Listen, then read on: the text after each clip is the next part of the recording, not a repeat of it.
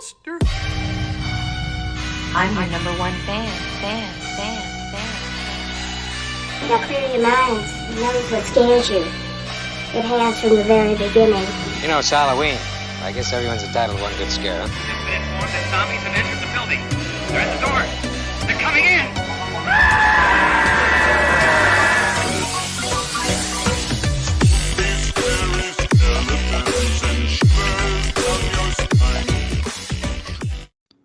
Hello, everyone, and welcome back to another episode of the Midnight Monster Corner podcast. I'm your host, as always, Corey, and alongside me is my good pal, Tony. What's going on, Tony? Not much, man. How you been doing, Corey? Been doing good. And alongside us, we have a special guest, Mr. Wesley Hammond. What's going on, Wes? Yeah. Oh, man, just hanging out, brother. I appreciate y'all having me on here, man. No problem. Our good friends. We've been friends for fucking so damn long, dude. Well, like middle school, right? Right, yeah. Yeah, I met Corey in middle school, man, when he was like this crazy little punk kid. had a mohawk wood up to here. Yeah. Going on. And now I have a receding hairline.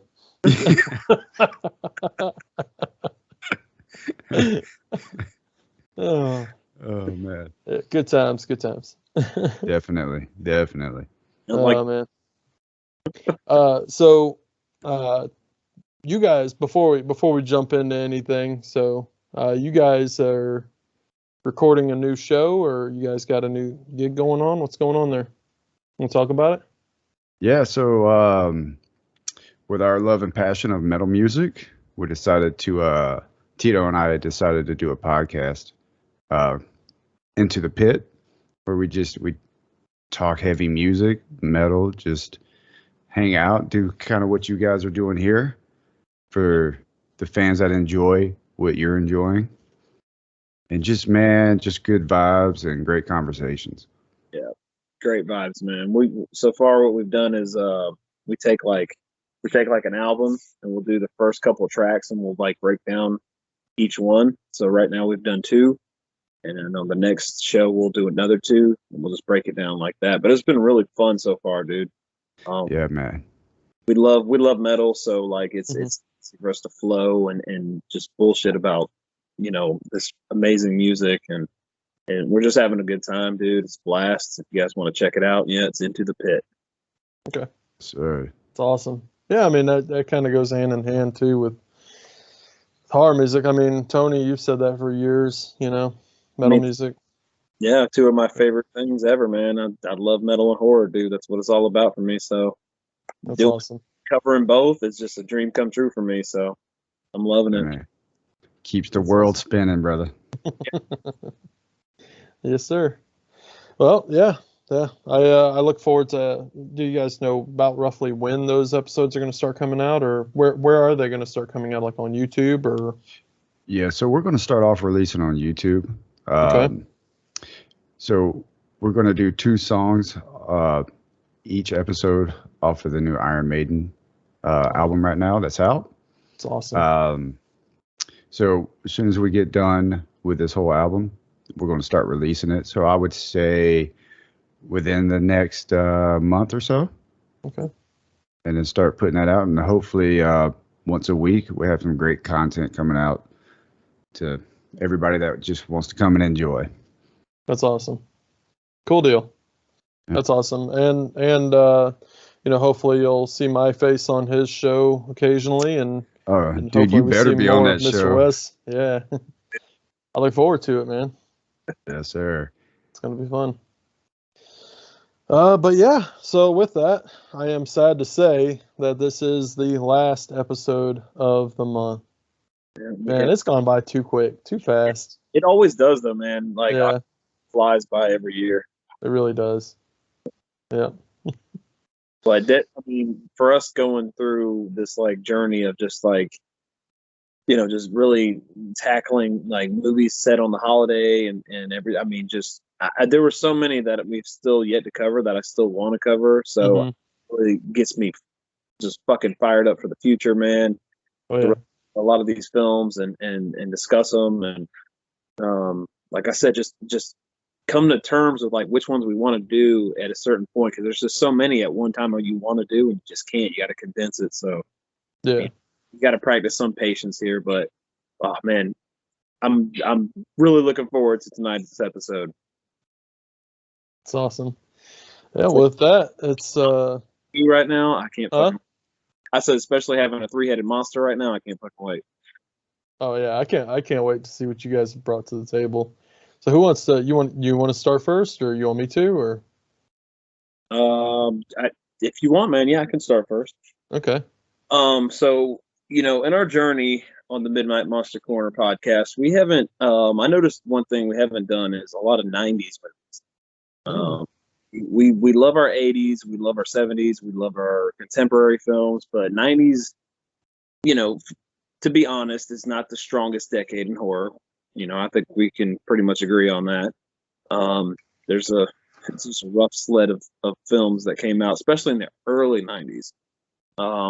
But coincidentally enough, the one I'm tackling tonight happened to come out in '95, but it was originally shot in '93, so it was in production hell for a while there.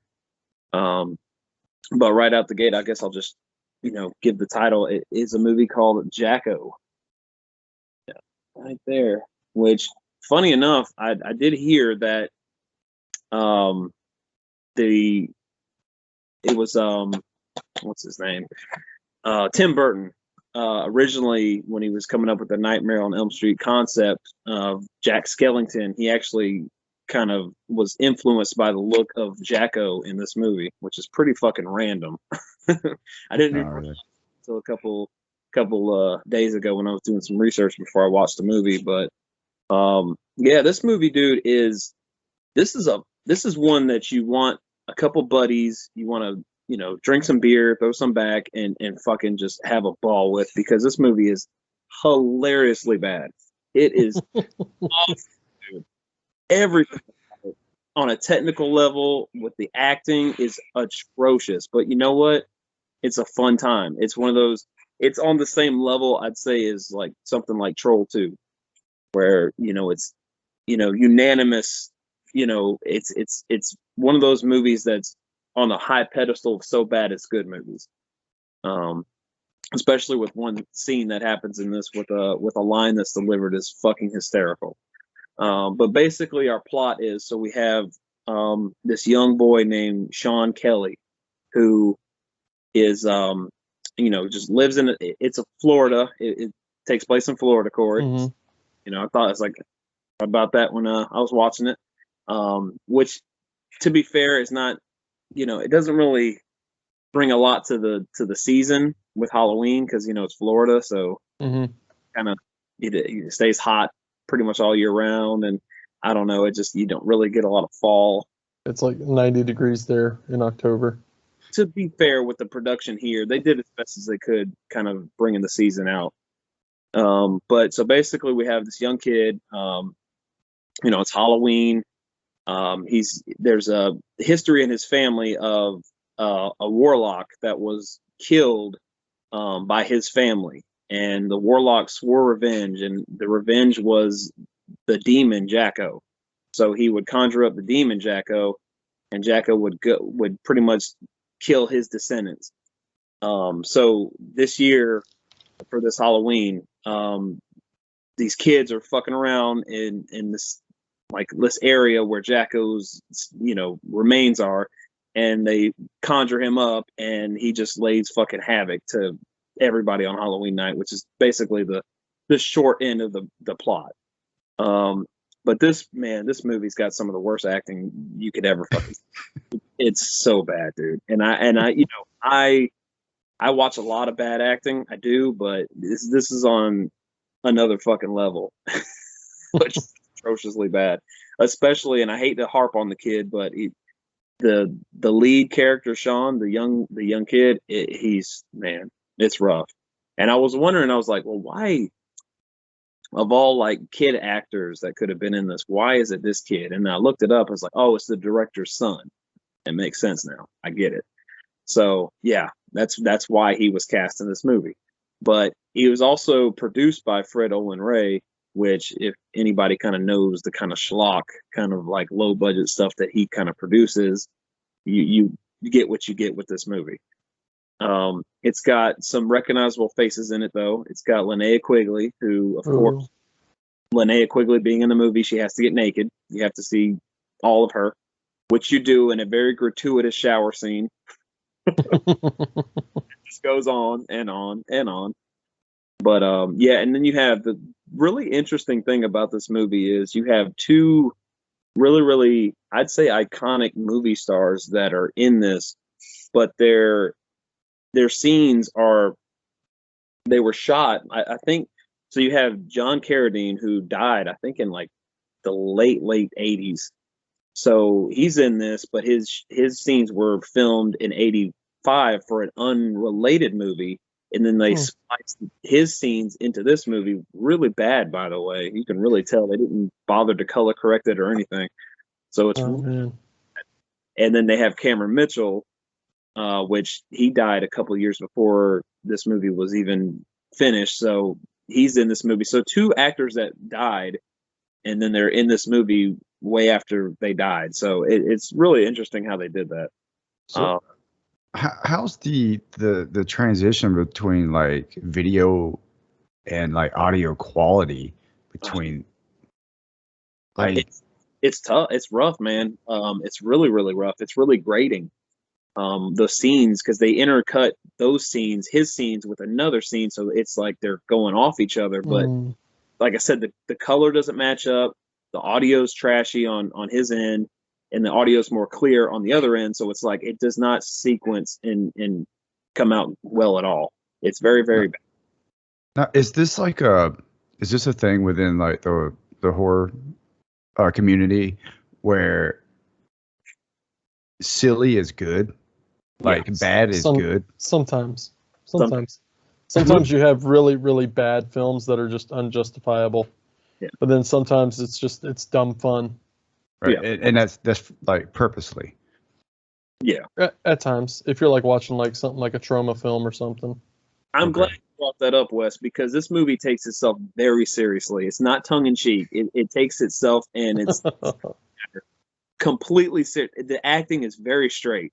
There's no jokey wink at the camera moments. They're playing it straight as an arrow, and that's what to me that's what makes it even funnier, because they take this crazy premise, which is very Pumpkinhead, by the way. I can kind of get that. There's like Nightmare on Elm Street vibes and Pumpkinhead vibes mixed in here.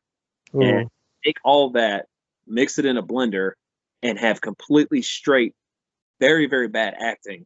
You have a recipe for disaster, and it is a train wreck, and it's fun to watch. I will admit.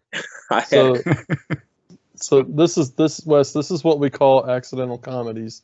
Yeah. There's so many good lines. There's so many good lines. There's amazing characters. So I have to talk about these two characters. So you have a dude and his wife. They're ultra conservative couple. The wife is British, so that's weird enough. Like a conservative British wife, and they're watching like a Rush Limbaugh kind of dude on TV, and they're he's sprouting out all this shit, and they're like, yeah, they're getting all excited about it and shit like that, and then they end up getting. But one of the lines that's said in the movie is Linnea Quigley's character kind of lives next door to them, and they don't like her because she's kind of like a very promiscuous lady. So Mike looks at her very judgingly and says, if she were a dog, I'd have her spayed.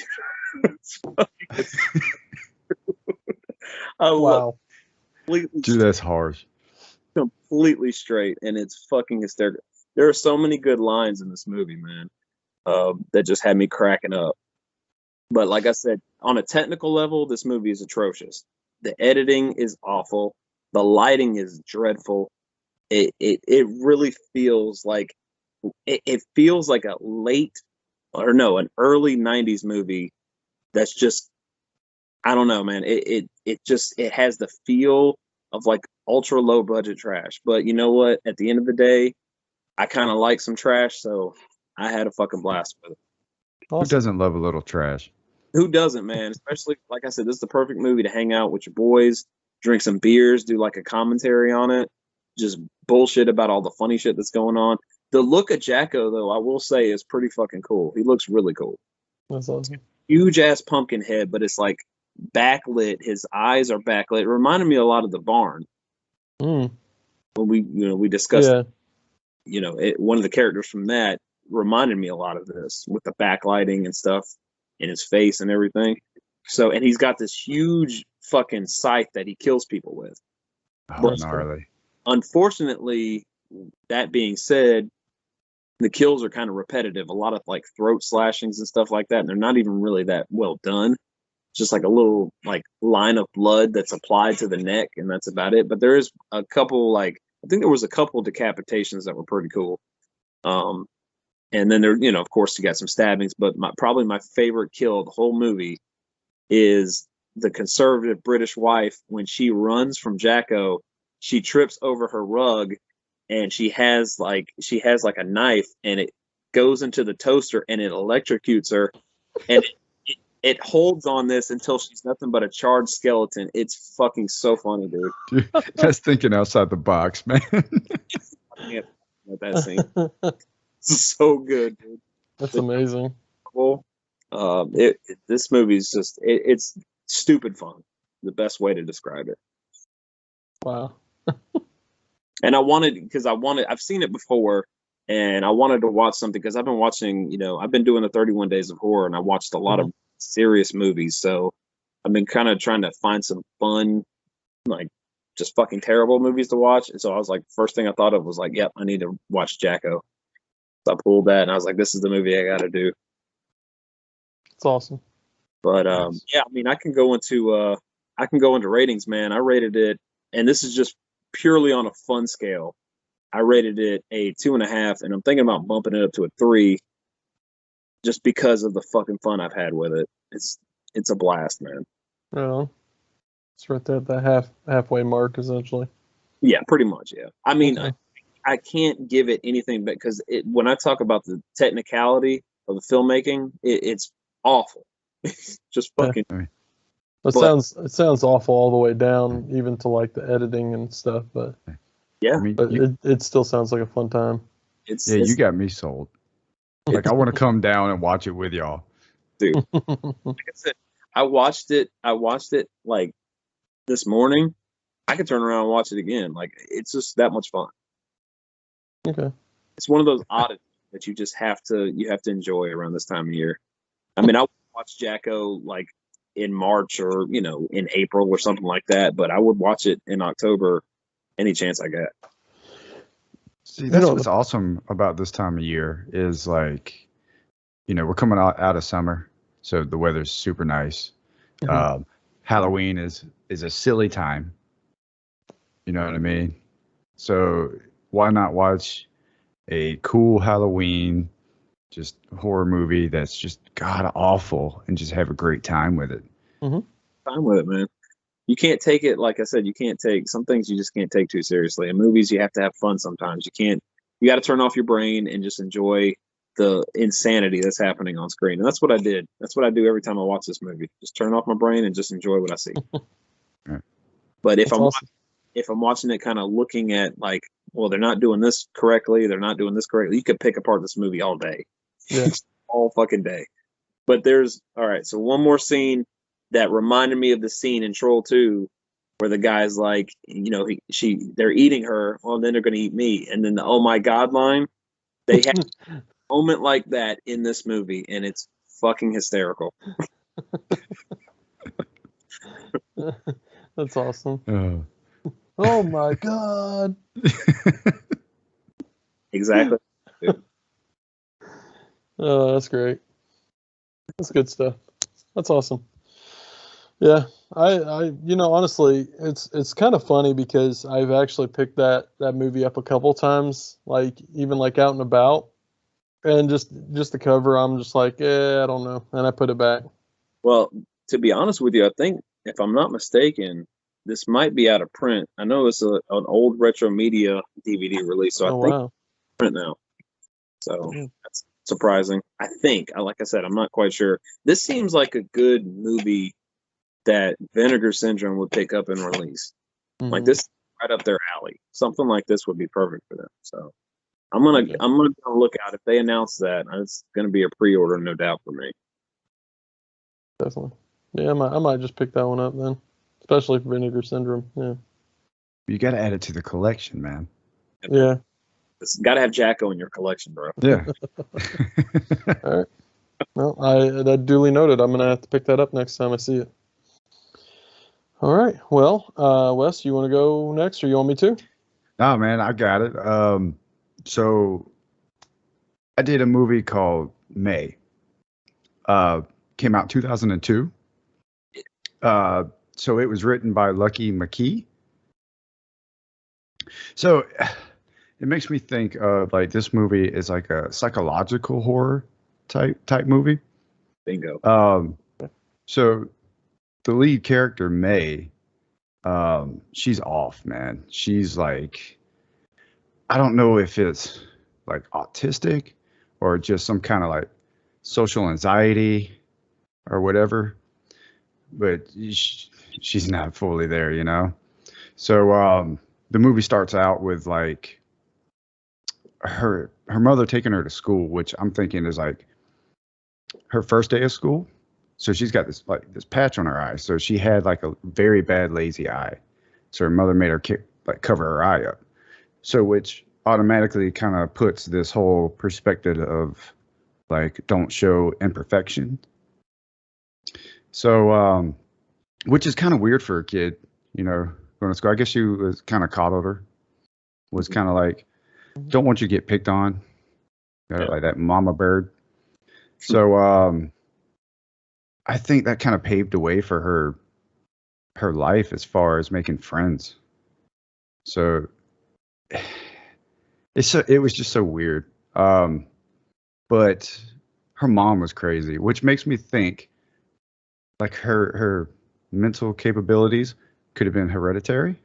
Yeah. Coming down from her mom. Because so her lack of having friends, her mom decided to give her a doll named Susie. So, which her mother had made. She said it was like her first doll she ever made. So she's like, here's your friend, here's Susie. Susie's in a box, man. She can't take it out of the box. Mom says, don't take it out of the box. So Susie stays in this box. She talks to Susie. She grows up with Susie and into like adulthood. So this movie's nuts, man. So the all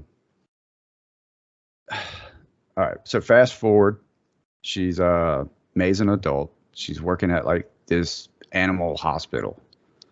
All right. So she has no friends, no nothing. She finds like a love interest, like some dude that she just saw on the side of the street. So she starts like kind of stalking him. Like that little schoolgirl crush, like kind of hides behind a little pole. Like you can't see me, but it's like, no, I can see you, know, like, just watching this dude. But it's crazy. I do have to give credit to like the camera shots. So when she first notices the guy, it's like she looks at his hands. So it's like he's got beautiful hands, like just the best hands. And they're focusing on the hands. He's like rubbing his car.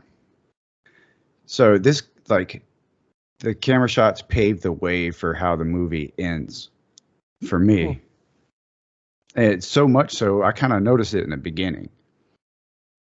So her love interest, his name's Adam in the movie. Actor Jeremy Sisto.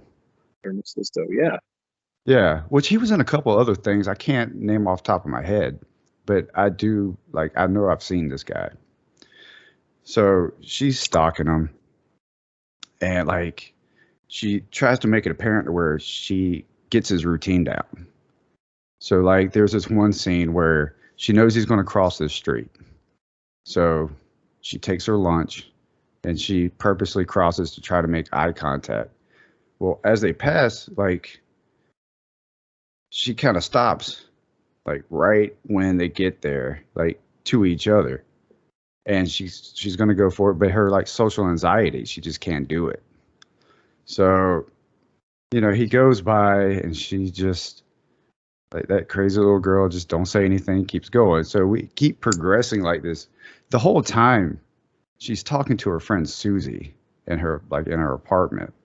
So it kind of makes you feel sad for her in a way. Sympathetic, yeah. Yeah, like at this point, like in the beginning of the movie, she's just super sad, super lonely, and you kind of start feeling really bad for this character.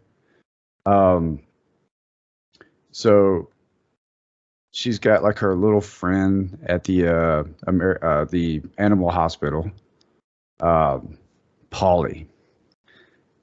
And then so Polly is more like a wild chick, like very open. We'll talk about this, but she's got like these kind of like sexual innuendos that she keeps throwing out towards May, and May's not catching this. Yeah. So I'm trying to line this up, man. This movie I liked it.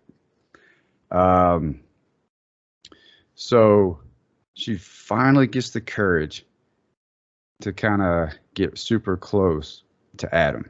She follows Adam to this restaurant, sits across the room while he's just like drinking on some tea or whatever, and he's reading a book, and she's just watching him. Adam's been there so long he falls asleep. So as he's sleeping at the table, he's got his hand up. So May gets up, she goes over there, like to Adam, and his hand's up. So she starts rubbing her face against his hand. Like he has no idea who this chick is. I started thinking to myself during this movie, like, if I was Adam and I woke up and this chick is just rubbing her face against my hand, dude. So crazy, man. So crazy. So she he wakes up and he's like, what the hell are you doing? Like, it's just, it's just like, it's odd. So, she pushes it off, whatever. But it was that same thing of like the hand, like that camera angle, the hand, her just crushing it, caressing, all that. So it worked. They start talking, kind of get to know each other, and they just kind of go on about their way, like one of those like kissing cheek, it's like, haha, yada yada. Then like a couple scenes after that, you get into like that whole cut yourself type deal. Like she pricks her finger, making it bleed. And, that's a mental thing. It's like depression, anxiety. So now it's really starting to come clear, like, okay, she's crazy. Not saying that that's crazy, but like when you pack on everything else, like she's got some problems. So she gets in a spot to where she can go on a date with Adam. So she goes to Adam's house, and it was crazy because so she's never been with a guy, obviously. Start making out at Adam's house, which Adam's a weird dude in itself. Yeah, like his apartment's crazy. It's got like these crazy pictures, and like it's just, he's all like, I like weird. But I'm like, yeah, I don't think you like this kind of weird, buddy. Yeah. How weird you like, 'cause this is a little too. Right. So so he's like, no, it's cool. I like weird because she's just weird. The dialogue is weird. And honestly, I enjoyed the writing. Yeah. Like her lines and just her topics, and she did really well as an actress. Mm-hmm. Angela Bettis killed. Yeah. So they go to make out. She has no idea what she's doing, but she gets super excited. So she bites his lip, causing it to bleed. And he's like, oh, that's too much. So he kind of like kicks her out, or he leaves, excuse me. So he leaves. And she's super confused. So she's just like, the next thing, she's like talking to her friend Susie, yelling at Susie. Taking And out it's on her friend, Oh, which is not even a human. So now it's like this psychological, like, she's talking to me, she's my friend, I'm talking to her. Like, I kind of wish I could have heard Susie's voice. Yeah. You know what I mean? the topper. Yeah. Yeah. And then, so the whole thing with Adam, like, now she's super depressed, embarrassed as I don't know what, and mad at her friend. So Polly, the woman that works with her, is like kind of like homing in on it, and invites her over. So Polly's making moves on her, and they end up kind of starting this like little relationship or whatever, kind of like intimate. So now you got May that's starting to learn intimacy from another human. So now she's kind of getting this little romance, and I'm sure she's getting feelings for her now, right? But she still loves Adam, like super into Adam. But May is that other part. Oh man, it's so sad. Like I felt really bad for it. That's what was so good. Like, it just sucked you in with that feeling. But anyway, so she calls Adam. She gets another like chance to go back out, do something with Adam. So, dude, this scene was so awesome. So they're at her and Adam are hanging out. He's like, I got this film from college that I just finished, right? So he's like, do you want to watch it with me? So they're sitting on the couch. They're watching Adam's college film, and it was a picnic. It was called Jack and Jill, but it was a cannibalism picnic. So Yeah.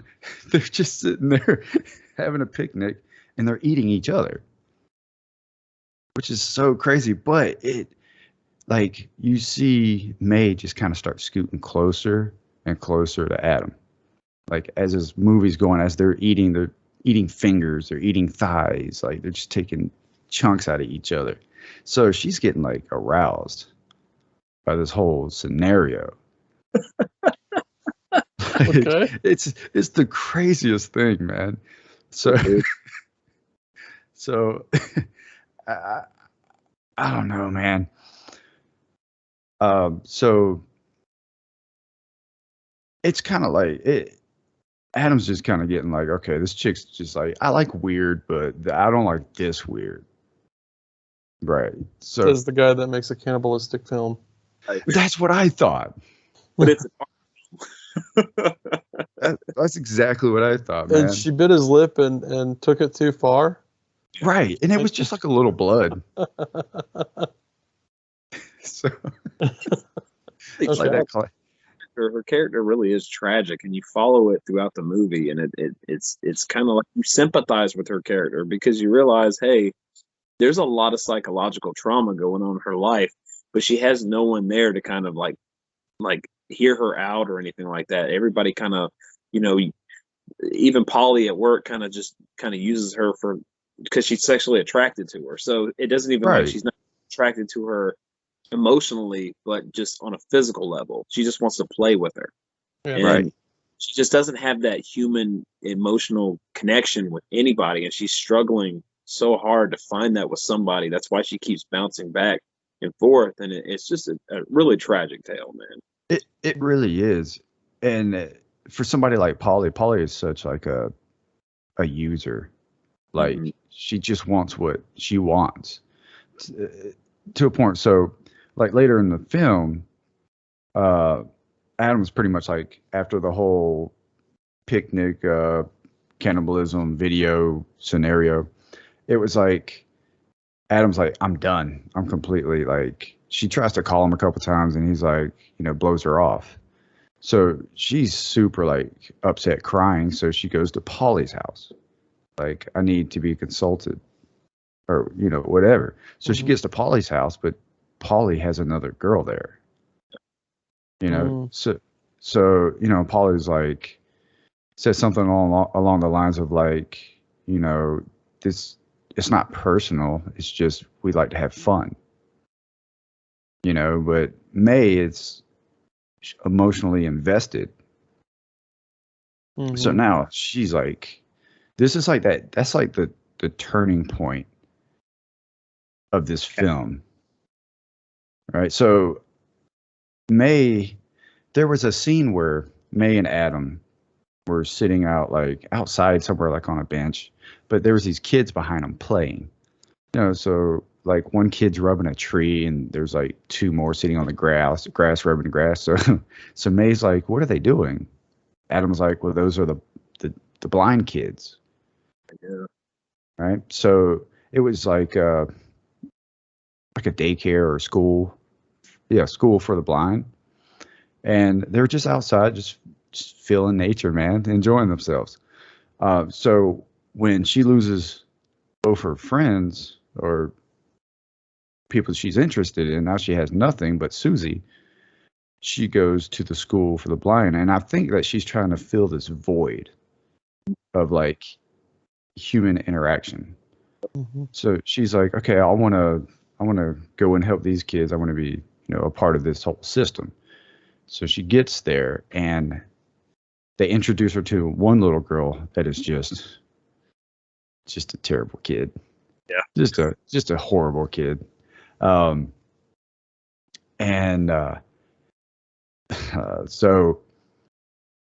the kid's like making an ashtray. You know what I mean? Like this kid's like 9 years old or something. This is a blind kid? Yeah, a blind kid. Yeah. Making an ashtray. Okay. So yeah, she's got like the mold stuff or whatever. She's sitting at the table. May walks up like, what are you doing? She's like, I'm making an ashtray. Or no, she May asks, what are you making? And I guess she smelt the cigarette off of May because Adam, which is a smoker, started turning her on to smoking, which is another thing that I thought of.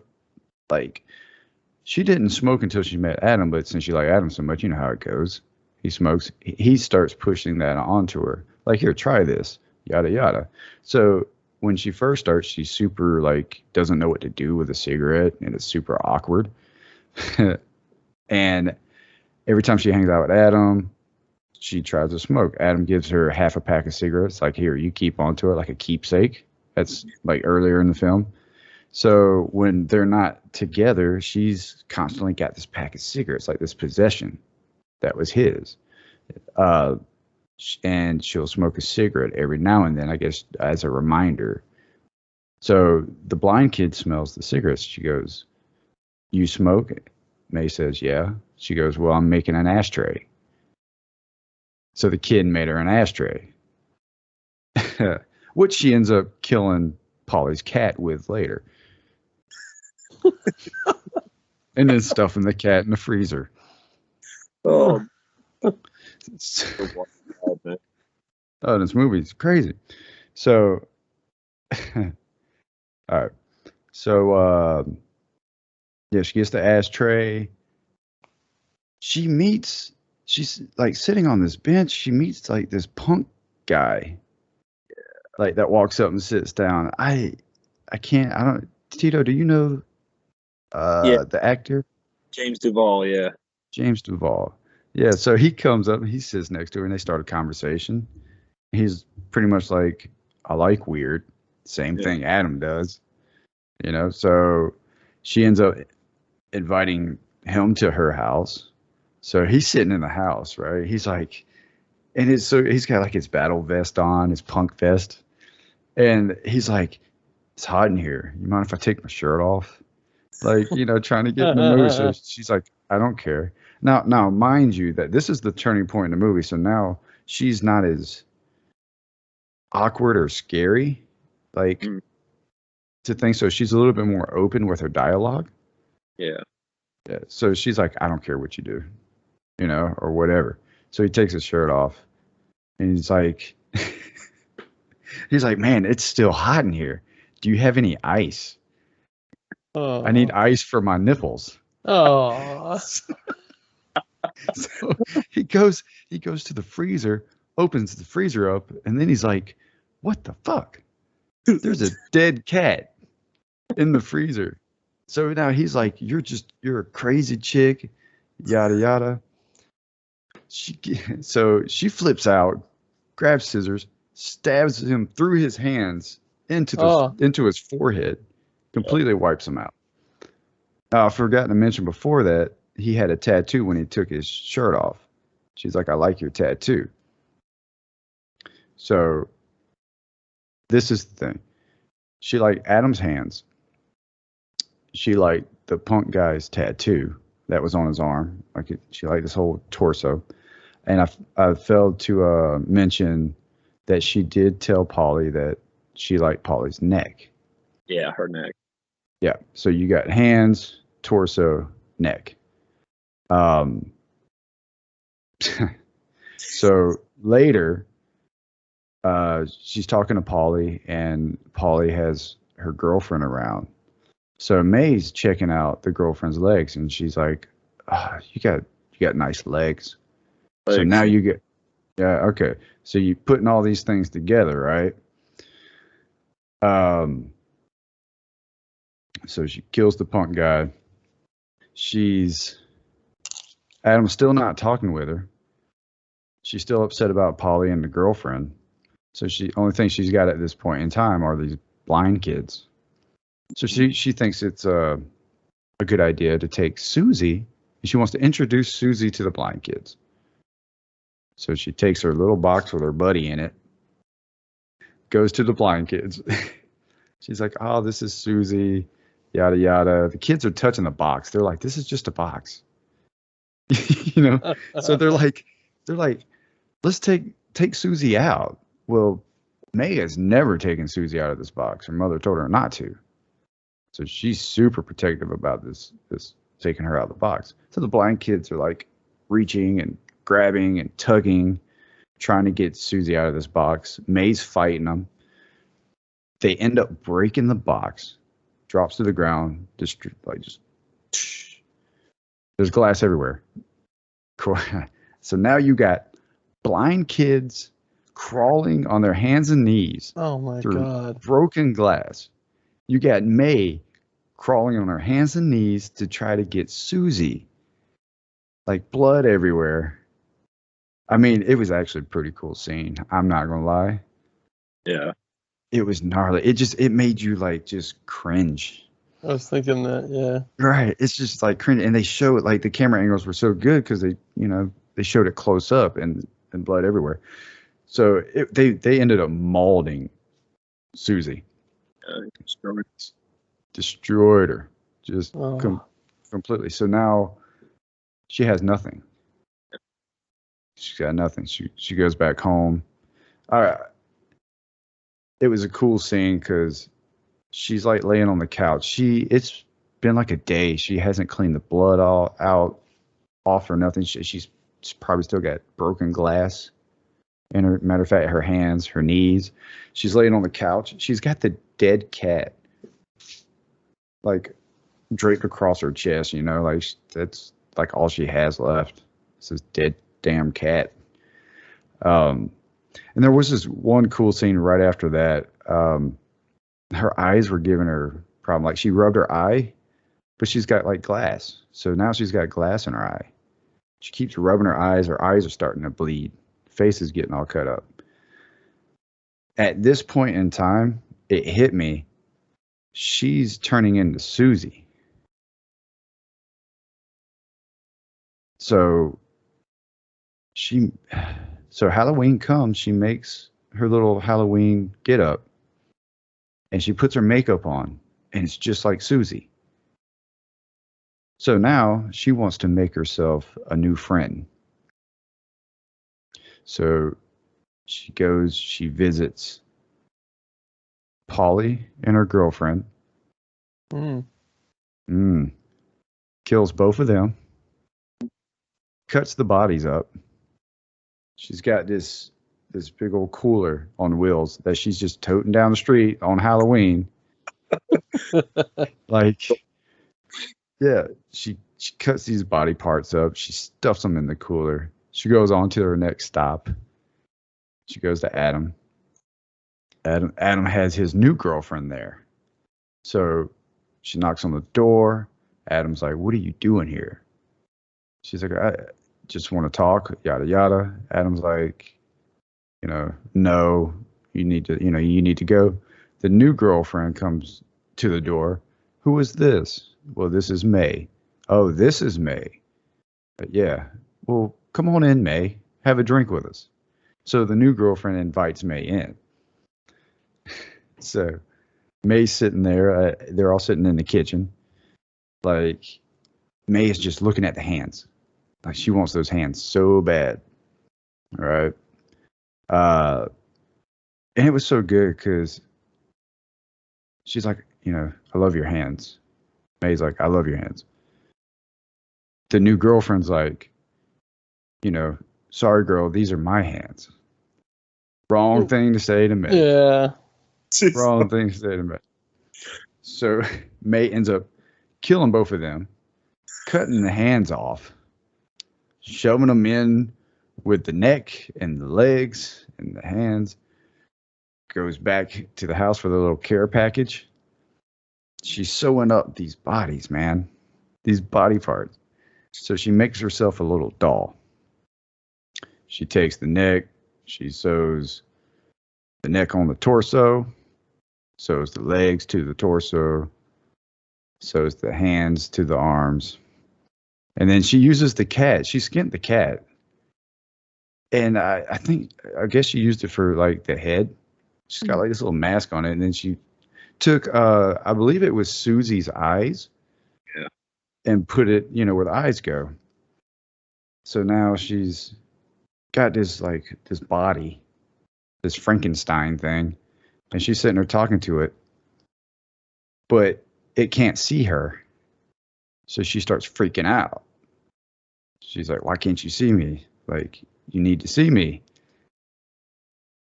So she's like, the only thing she can think of is rip her eye out, her lazy eye. So she like straight up rips her lazy eye out, puts it on the doll, still can't see her. And the movie cuts. Oh, dude. Man. It's such a fucking character study, dude. It really is. One of the best character studies you'll ever see. It really was, like, to the point to where I felt sorry for her in the beginning. And at the end, I still feel sorry for her. Even after all that horrendous shit that she does, you still like sympathize with her. It's a sympathetic, I wouldn't say villain, but it's a sympathetic character. And you just, no matter what the trauma is that she has going on in her life and stuff, you know that all she craves is like human interaction, but she's so awkward that she can't make that happen. And when she tries to make it happen, it fucking fails. So it's really like, what can she do? She almost at the end of the movie feels forced to do what she does because all the people that were supposedly, in her corner and wanted her to be in their life, most of them were using her and just felt that she was too awkward to keep around, and they just shut her down completely and just left her alone. And her psyche just at that point just snapped. It broke. Yeah, it's not when she lost to everything. Like, it was like Susie was keeping her together through her youth, her teens, and into adulthood. And when she lost Susie, that was like the last straw. Yeah. And it was just I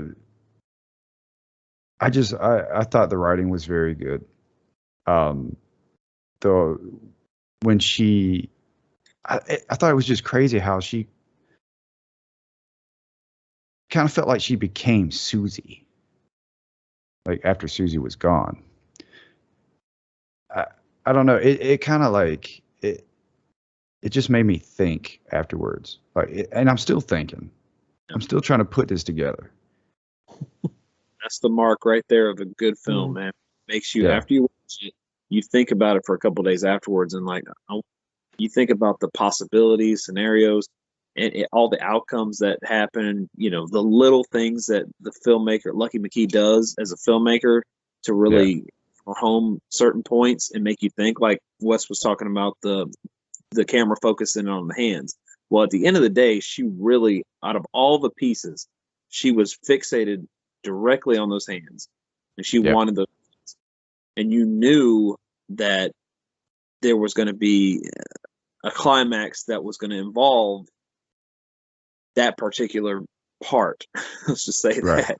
And it lived up to exactly what it built up toward. So yeah, they did extremely well with that, even with like the neck, because at some point she's kind of like kissing on her neck, and it homes in on that.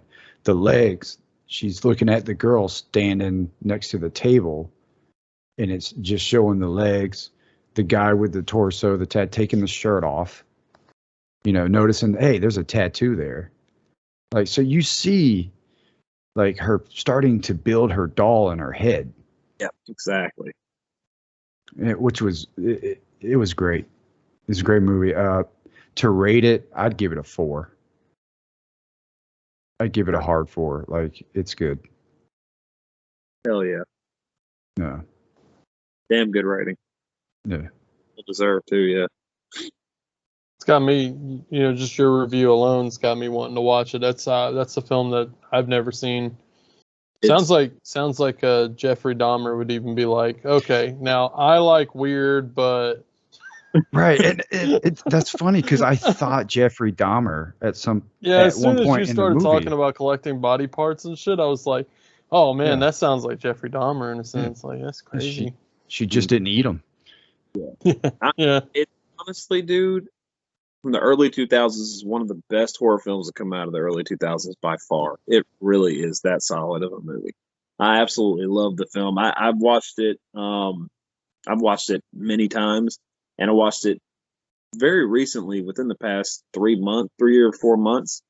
And that movie just sticks with me. Just like Wes was saying, it sticks with you even after you watch it. You think about certain things like, well, I wonder what this meant. And then you contextualize in your head, and you're like, well, this could have meant that. And then you're like, oh, I want to go back and watch it to see if I can connect the dots and kind of piece it all together. And that's the mark of a good film, man. Yeah, the writing was well written. The dialogue was really, really good. The acting is spot on from really everybody. Yeah, and and that's the thing. They did have great actors. Even her boss, like, he was this quirky little like dude that owned the animal hospital, and he was just they said scalpel weird. Scalpel. Like what's a scalpel? Everybody like everybody had little quirks, man. Yeah. Horrible. Yeah. That's funny. Yeah, man. That's awesome, man. Good pick, dude. It's a good movie. Yeah, man. Sounds like it. I'm gonna have to watch that. You mind me? Where did you find that? Or So I found it on Tubi. Okay. Yeah. Okay. It's kind of one that we push on the show a little bit. Seems like if we cover a film, usually it's on Tubi or something. That's kind of cool. And I will say this, going through Tubi, like and this is just recent because you guys told me about Tubi like a week ago. So I've been looking at it more and more, and Tubi is awesome. Mm-hmm. Tubi's got a lot of options. Tons of options. Yeah. Tons of them. A lot of good stuff. A lot of bad stuff too, but there's some good stuff. The shit to get to the gold, but it's worth it when you find the shit to get to the gold. I like that. All right. Well, that's awesome. Well, my review is from 2018. I found it on Netflix. I have a hard copy as well, but I have found it on Netflix. If you don't have a hard copy of this, but it's a film called Hellfest. This was actually a first time watch for me. I've never seen Hellfest, so it was a toss up. I was gonna either do Scream Park or Hellfest, and I was gonna do Scream Park. I was leaning towards it, but then I was like, no. Uh, I'm gonna watch a movie that I've never seen before, so I'm gonna jump on that. So sorry, there's something flying on me.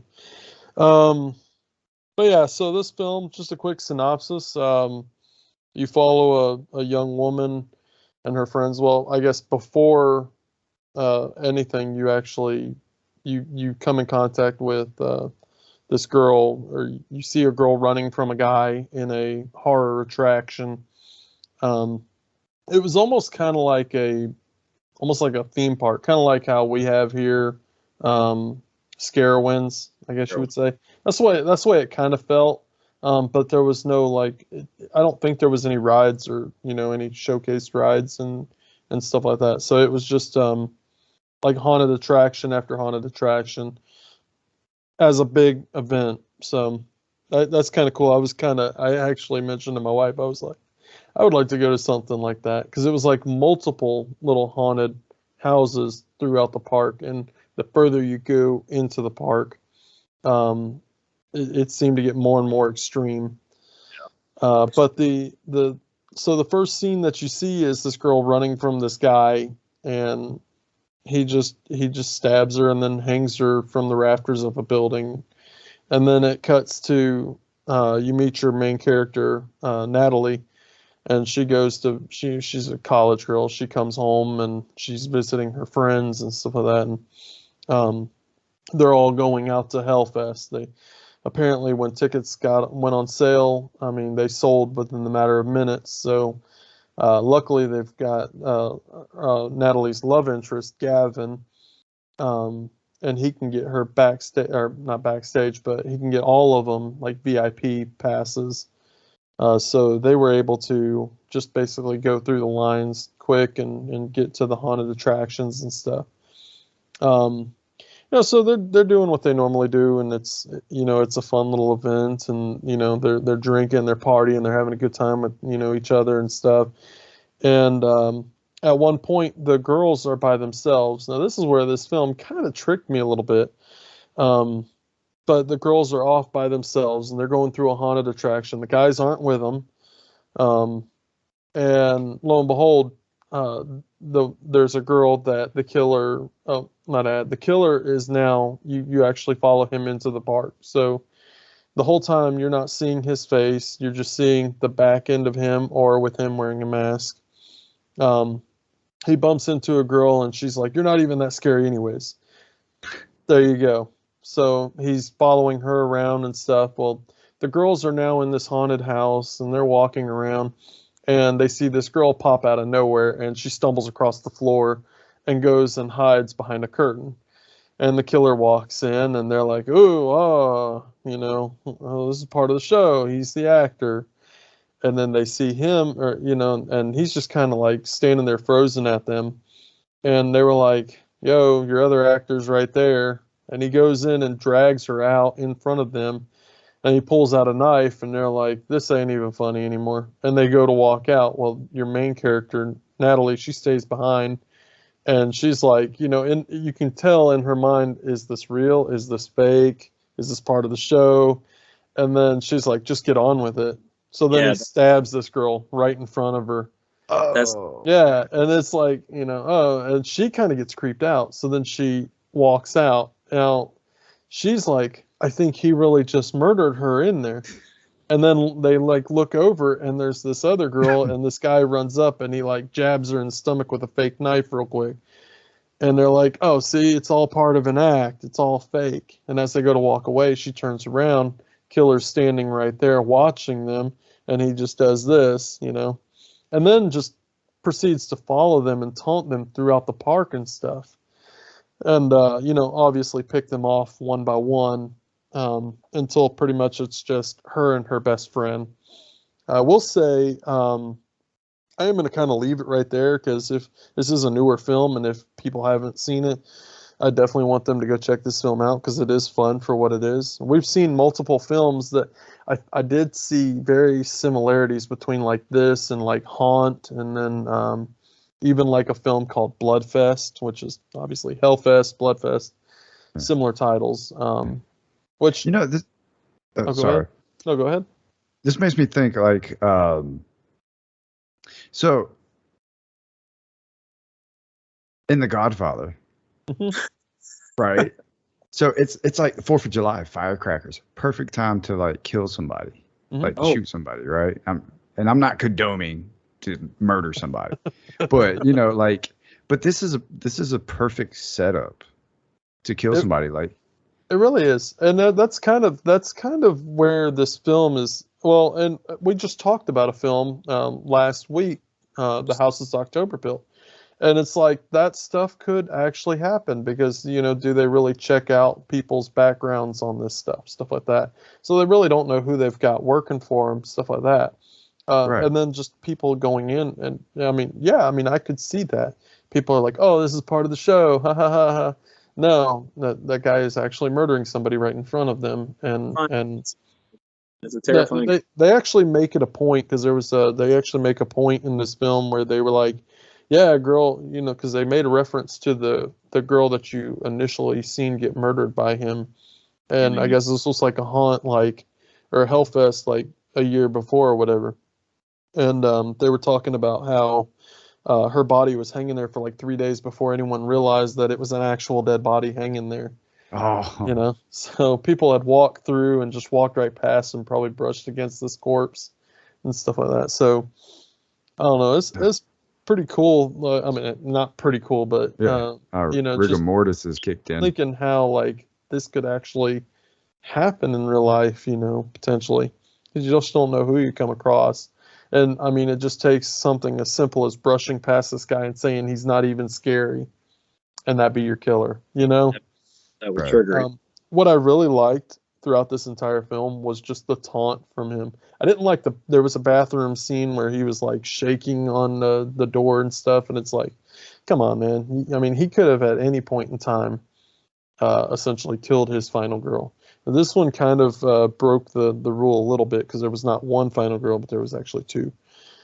I gotta say that the kill scenes were brutal and quite interesting, to say the least, written in. You had pretty much a head explosion / pop scene. Yeah, the mallet. Oh, dude. Yeah, he kills the love interest, Gavin. What I really he goes like the Gavin is like this loser guy. Like he can't win the carnival games, nothing like that. He sucks at everything. So he goes in her a stuffed animal to try to like win her over and stuff like that. So he's like trying his damnedest to win, and he sucks at the game. Even the guy, even like the carny's like, dude, you suck. Like in front of the girl. Talk about an ego kill. Yeah. Oh, that's hilarious. So then he's like, I'm gonna go just steal a stuffed animal for her. So he goes into the back where like all the lockers are, and he grabs a stuffed animal. Killer finds him in there, and at one point he walks up and goes to grab the mallet, and he goes to pick it up, and it's like too heavy, so he leaves it. And then the killer walks up and like grabs the mallet and like holds it out so he can't leave, and he's like, okay, you're taking your job a little too seriously. He goes to walk away, and what I love is like he straight up like throat punches with the handle. Hits him square in the fucking jugular, and he falls down to the ground, and he's like, oh. And then he like stumbles. Like I seen where it was going right away, because instantly, like, because he could have just like smacked him with that huge mallet and been done with it, but then like he kept like kicking him over, and he was like crawling towards the whole contraption with the bell and stuff. And so he actually laid his head up where the mallet's supposed to hit on there, and yeah, I mean, just perfect. And he just swooped down, and all you see is his head just go like this, and then the bell goes up and hits the bell. I love that. That was amazing. There was that's another awesome. one where Tony Todd is on stage. I loved Tony Todd in this movie. Pretty much every movie Tony Todd is in, I love. But I loved his character in this film. He was the what would you say, the announcer or whatever of But Hellfest. yeah, the Carnival Barker or what? Yeah, the announcer. But he reminded me a lot of Reverend Zombie in this movie. He really did. Yes, he reminded me so much of that character. I'm almost wondering if he didn't take bits and pieces from that character and brought it to this film, because yeah, I mean, even the getup and everything, he looked like him. But yeah, I love that. And then of course, like, one of the friends, of course, goes up on stage and is supposed to be brutally beheaded by the executioner, who is your killer. And yeah, and of course, I was actually expecting her head to like flop off and roll across the stage, and it actually, people are like, oh my gosh, and then part of the show type deal. And then when he pulled up that dummy head, I was like, oh man, they did that. And then when the curtains closed, I thought for sure that he was going to just go ahead and behead her right there, and it'd be part of the show, but they didn't. Biggest missed opportunity in the film by far, man. I was kind of disappointed by that whole sequence right there. But I mean, I will say, just the afterwards, I thought was very funny because he actually did try and decapitate her when the curtains closed. He actually pulled her head forward and stuff, and then went to go behead her, and it landed right on her fucking neck and just cut into her neck, didn't actually slice. So then that's when he lifted it up and he like felt it and he was like, oh, it's not a sharp edge. So then he was like, oh, let me do this again. So then he started like winding it back up, and then she actually was able to make her escape. And then so he just ran into the crowd and just started stabbing her brutally in front of people. Again, I wish that they would have just went ahead and beheaded her in front of people instead of doing that. Yep, that would have been a great. Yeah. It's like they had to make it more brutal. I still wanted to see a decapitation. Too, man. I think it would have impacted that scene so much if you would have held that tension and built that tension only for it to release with a decapitation. That would have been fucking perfect. I don't know why they made that choice. I was trying to figure that out. The first time I saw this, I was like, that's weird. You set it up for that to happen. It was really intense. Really intense. Only to kill her off in kind of a lame way. I was like, man, that's a fucking huge missed opportunity. Yeah. Yeah. Pretty much after that, they ended up just tussling and fighting in a haunted attraction, which I liked that too. Yeah, the final chase was pretty fun. One thing I really did like that they did in this film was at one point they built tension up where they stopped a ride, and she was the only one in the car. Yeah. And then you hear Tony Todd's voice come across saying, "Sorry, we're experiencing technical difficulties. Someone will be in to check on you here in a minute." And lo and behold, there's your killer standing there. And then he, with every flash of light, he's getting closer and closer. She's freaking out because she cannot get out of this ride because she's locked in. So great, and man. then the next thing you know, she comes popping out on a car, and he's sitting in the car with her, but it's not the killer because there's multiple people with the same mask. Yeah, because all the people at the attraction work there all have the same getup on. Yep. So the only way you can tell our killer was from like his boots. He has like boots. Yeah, that's the only way you can kind of tell that it's him. So there's a lot of. At one point they tackle a guy, and then they pull his mask off, and it's just this kid, and then they pan down to his shoes, and it's just red sneakers. Obviously, it's not your killer. Yeah. But one thing that I really loved about this film, it had a dark ending. Oh, the ending, dude. Yeah. So basically, and I'm sorry I'm ruining this for you, man. But spoiler alert. Yeah, I mean, yeah, this thing's chock full of spoilers, but yeah, pretty much. One thing I really loved is you never got to know who your killer was. Wow. So even in the end of the film, you can tell your killer is gone.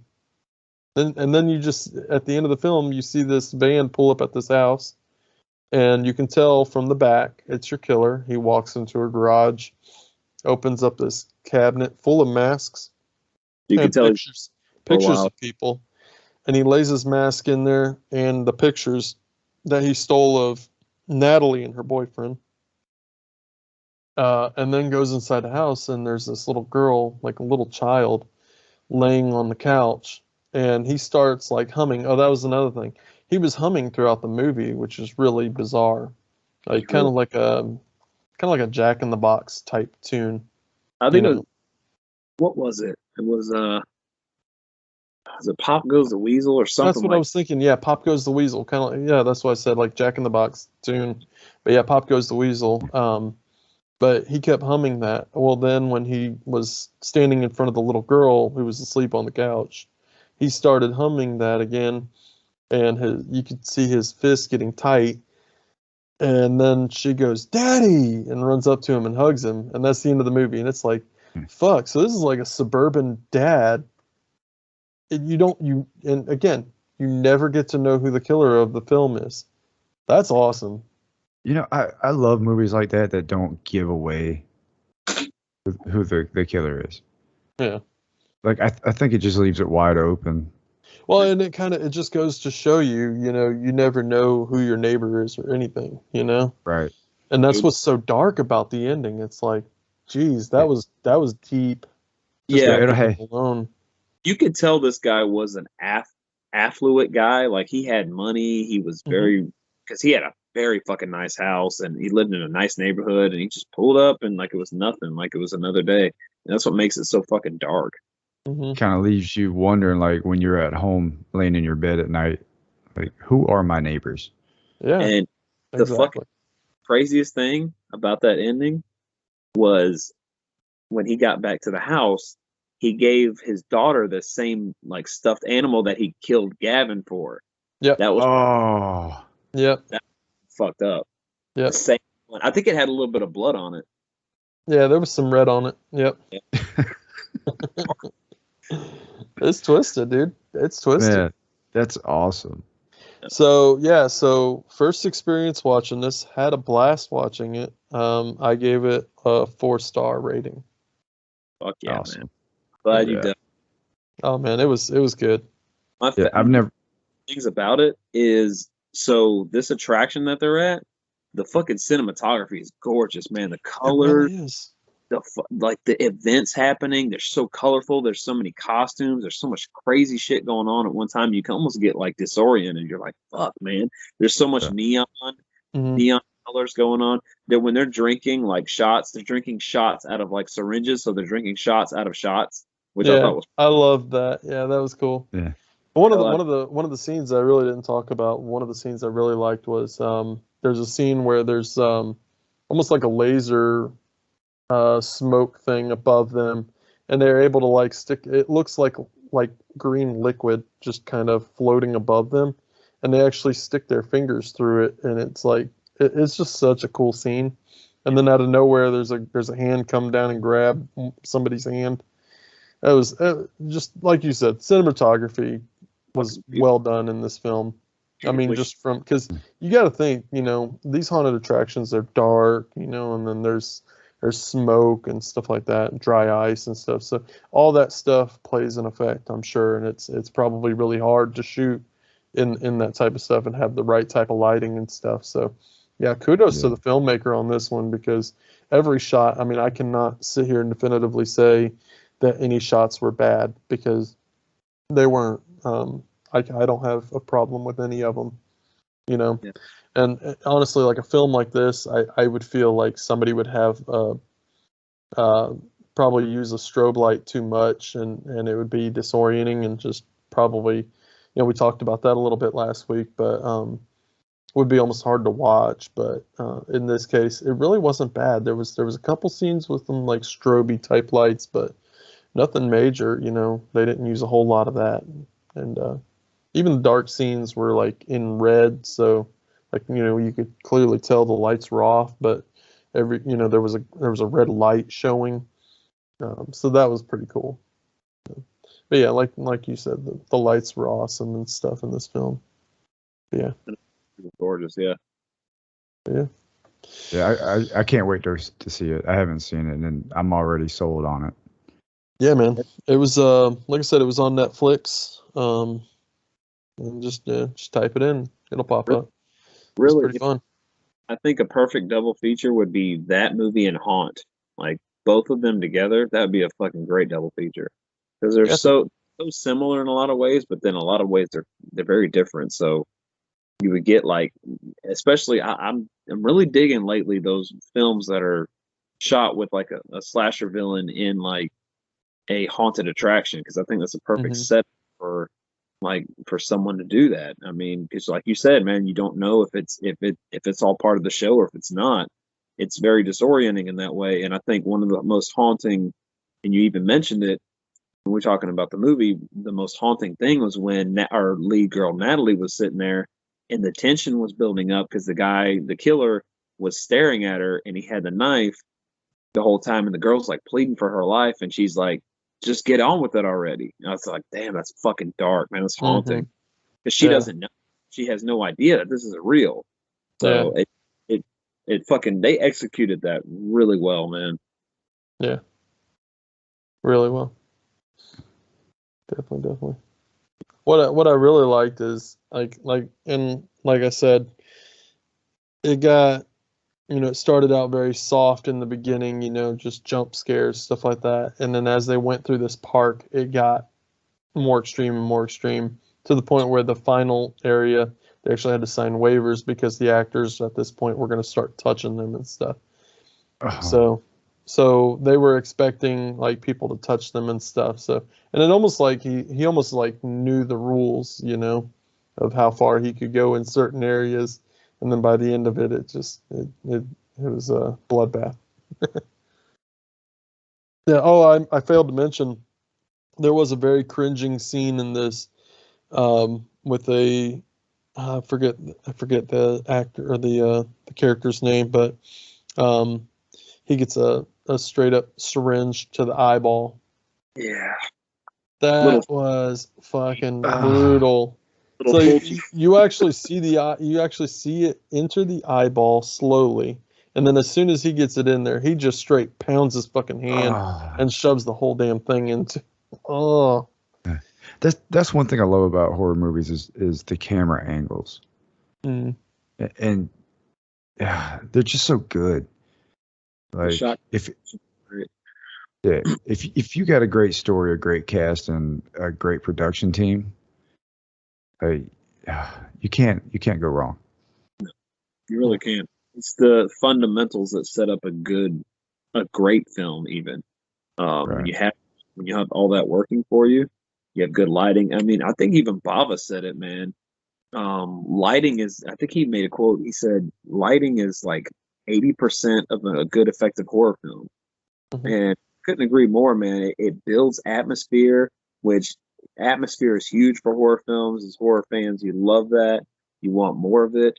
Um, movies today, I mean, they're still continuing on that trend because it's tried and true. It's a not a trope, but it's a formula. It's been working for years, even from the '60s, even on to even the '40s and stuff like that. mhm, Gotten a lot of good lighting and good atmosphere. So I mean, if you have that working for you with some great acting, technical on a technical level, not like this, but it's still fun. But I mean, when you're talking about a good horror film that sticks with you, all that stuff is crucial.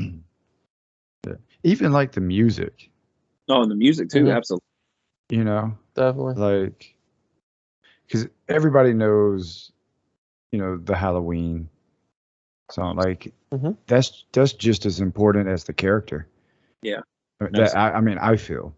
oh yeah, for sure, man. Absolutely. And a lot of people feel that way too. I mean, it's one of those things where you hear the Halloween theme anywhere and it's you automatically know what it's from, who it's Yeah. associated with, like you know it.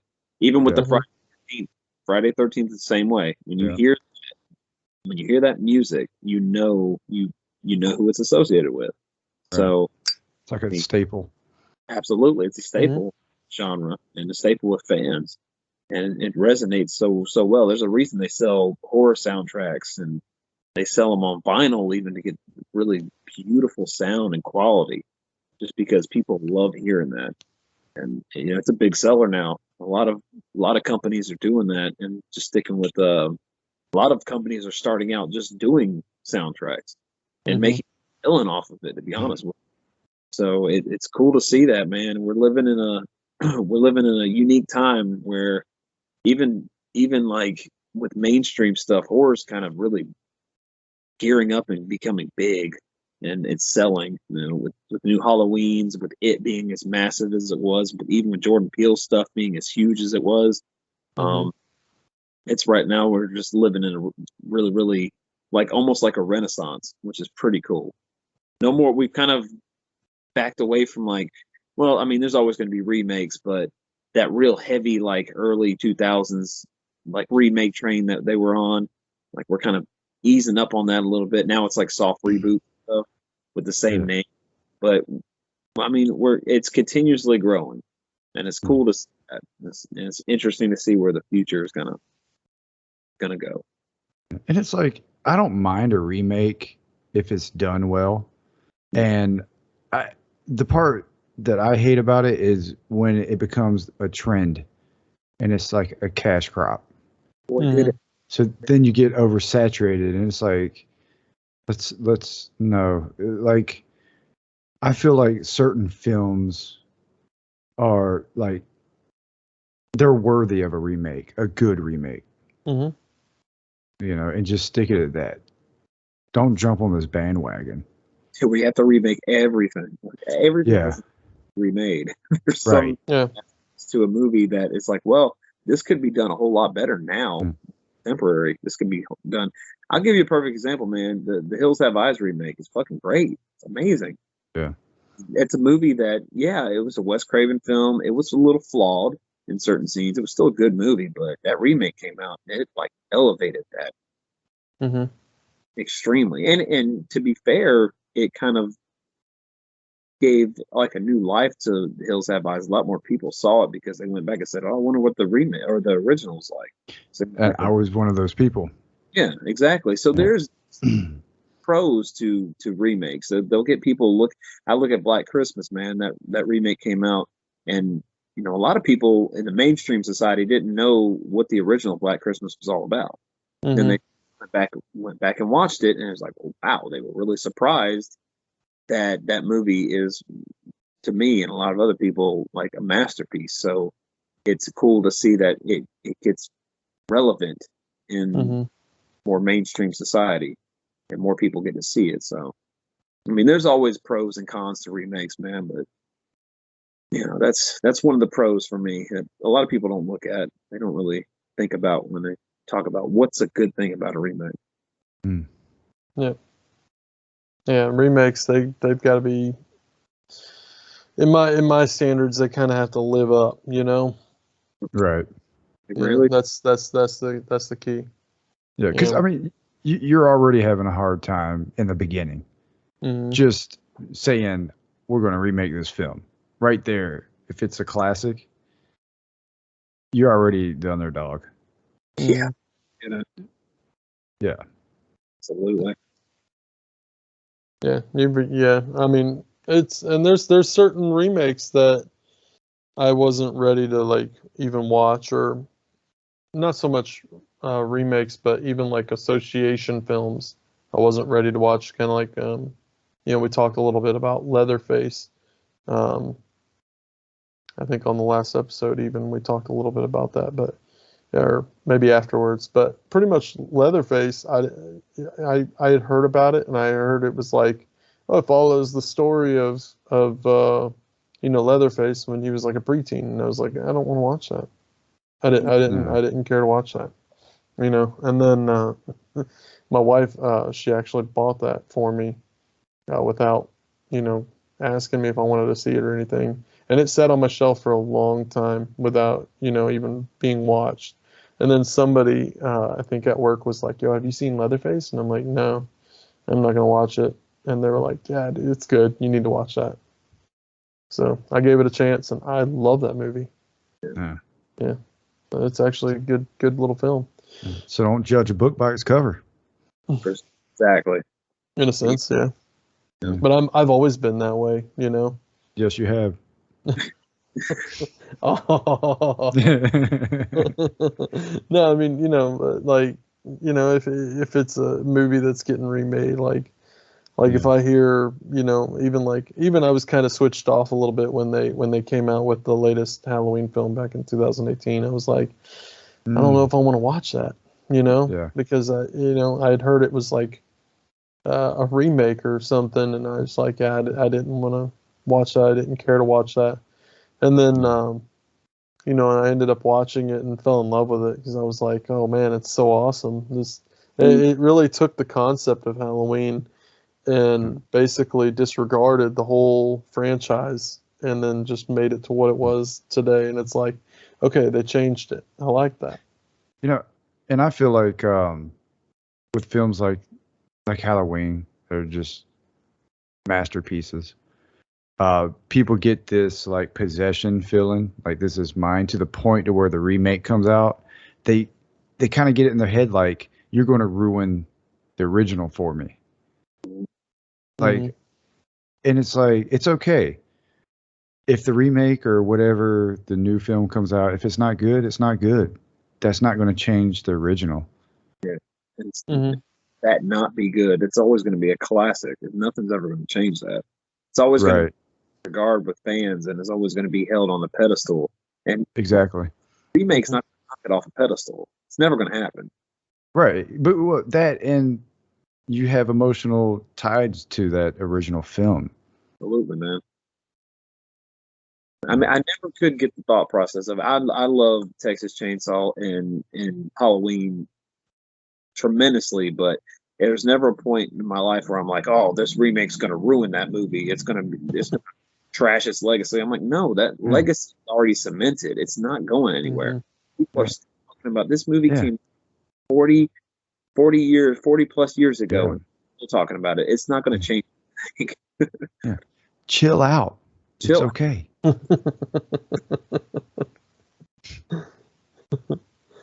Oh, that's good. I will say there was one remake that I to this day haven't watched, and I'm glad I never watched because I've heard nothing but terrible things. Well, I don't know. Help me in this. This might not be a remake, but Nightmare on Elm Street. Fucking trash. Was that a remake? Yeah, it was a remake. It was okay. So like, even like that, I would have been okay watching that. But they didn't even cast Robert Englund as Krueger. Did they even give him the option? I don't even think they gave him the option. And you know what the crazy thing is? Jackie Earl Haley, the guy that played Freddy in the movie, his performance was great. But the problem was the script was terrible and the acting was atrocious. My problem is makeup. They didn't even make him look like Freddy Krueger. That's the biggest issue I have. Like I've seen pictures and stills from the film, and I can't look past that.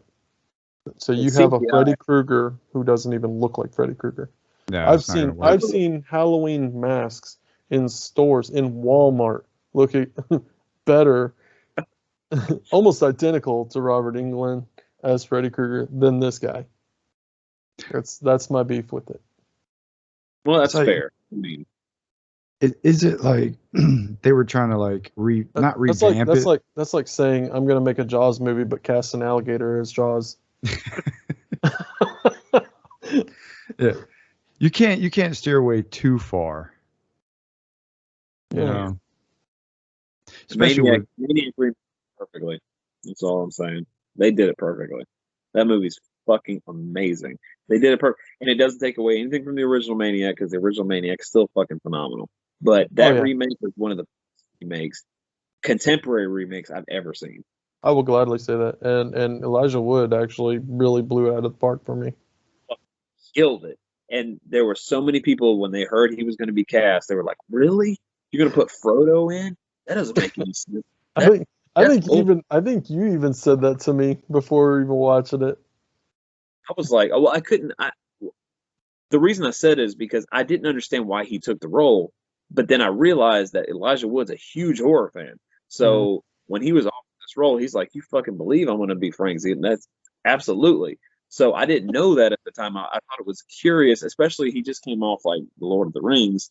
I was like, well, that's an interesting choice to go into, and I couldn't understand it. But then I found out about his passions outside of acting and what he was really passionate about as far as the genre. I was like, oh, okay, that kind of makes sense then. I get it. He killed the role. Man, you just had to relax, just chill. Since then, like I'm for sure, I'm just because it's not. They're going to keep making them. It's going to happen. They're never going to fully. I'm like, just fucking enjoy them. Go into it with an open mind. That's what I would say. If you didn't like it, laugh about it. If you didn't like it, there's plenty of other movies out there. Just move on. Yeah.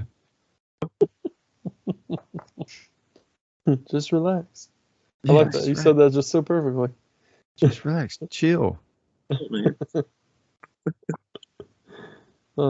great.